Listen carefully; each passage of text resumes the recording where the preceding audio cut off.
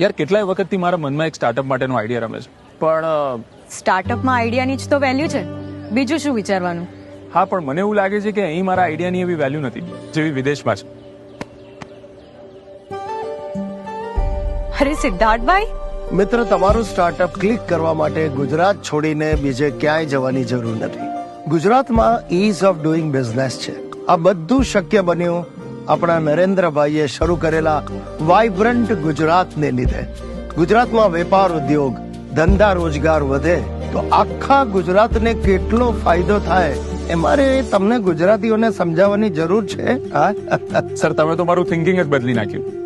હવે જો હું મારું સ્ટાર્ટઅપ કેવું જમાવું છું, ને એ પણ આપણા ગુજરાતમાં. વાઇબ્રન્ટ ગુજરાતનો સીધો ફાયદો આપણને સૌને થાય છે. એટલે જ કહું છું, વાઇબ્રન્ટ બદલ્યું આપણું ગુજરાત, આપણું જીવન.